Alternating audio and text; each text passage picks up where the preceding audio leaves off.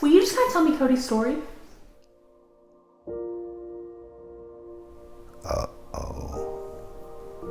So Cody's story, so from where to where? Wherever you want to tell me. This is so far out of my comfort zone.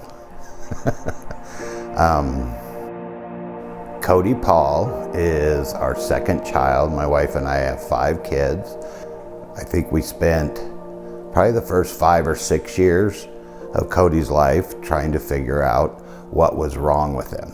We quit looking for what was wrong with Cody and started looking at all the ways that he was a blessing and all the ways that he challenged each one of us in our family to be the best version of ourselves.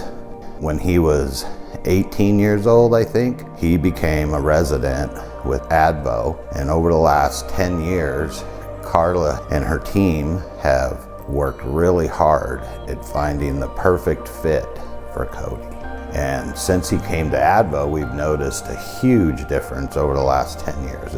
He's able to do things now that I don't think he ever would have done if he'd have spent the last 10 years hanging out with Deb and I. We've been married 27 years and tried for several years, and it just didn't happen to have our own children. One day at St. Francis Church, one of the ladies said something to Verlin. I know where there's 3 siblings that are in need of foster care of you two is what they're in need of. We went by and had a visit. I saw Verlin pick up Susie at age 21 months, and I looked and I said to myself, we're done.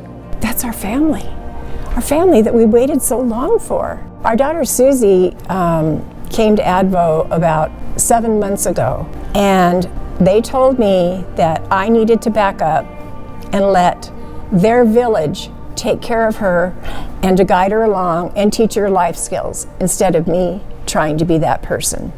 And so that's what I've done. And Susie has come so far. Our daughter is now in the right place where she can bloom, she can grow, she can be who God meant her to be. She's going to be able to accomplish the things that she wants to do in life. I'm Carla Hughes. I'm the president and CEO of ADVO Companies. I'm a bachelor's of social work. I've been practicing social work for about 40 years.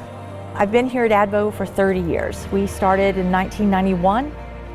Just started very small and just progressively over the years have grown into what we currently are, serving approximately 198 people here in the Amarillo area. I'm Jeremy Bradford. I have been with ADVO for a little over 3 years now. Been in nonprofit fundraising and development for almost 20.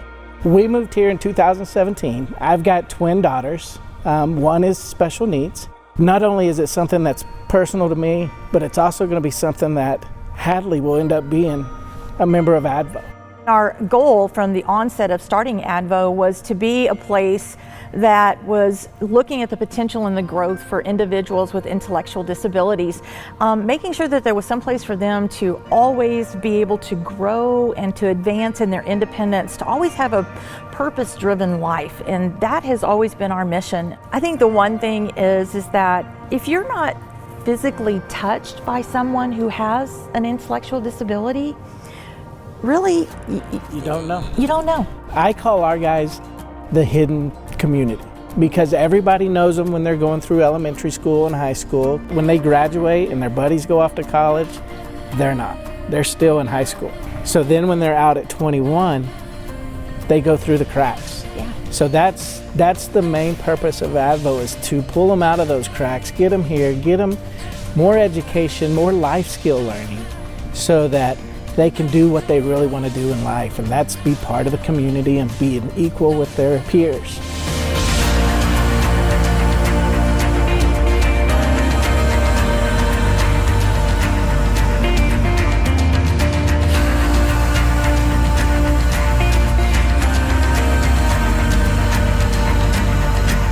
For ADVO to be sustainable for many, many years, we wanted to have a foundation that could be there and make sure that we had those endowments and those fundraisers coming in and make sure that we were always here. So we developed the Hope to Opportunities Foundation and found Jeremy so that he could be out there in the forefront of raising those funds we needed to make sure that we could advance what our mission and goal was With ADVO being Medicaid funded, we needed to look at different ideas and ways to fundraise.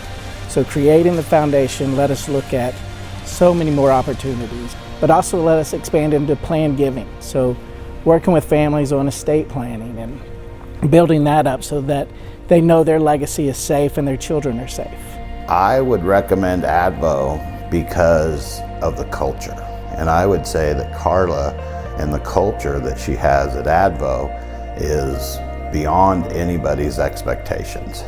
Become a part of ADVO. You won't regret it. Definitely.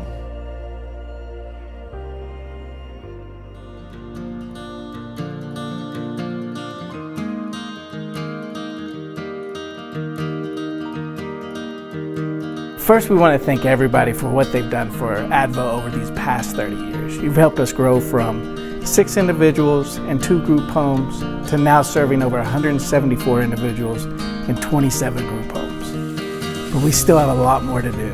We've got over 300 on our wait list for our vocational training and our day HAP program. This next phase is what's really going to be important to ADVO and all our clients. We're going to be creating ADVO's Hope Village Transitional Work Center. We're going to have a warehouse facility, a strip center which will have 5 different shops that our guys will come over and work in. What's great though is it's going to take people off our wait list. So as we move these people over to the new center, we'll get them trained so they can get jobs in the outside community. But we can't do this without your help. And we're so excited to kick off this campaign for Hope Village.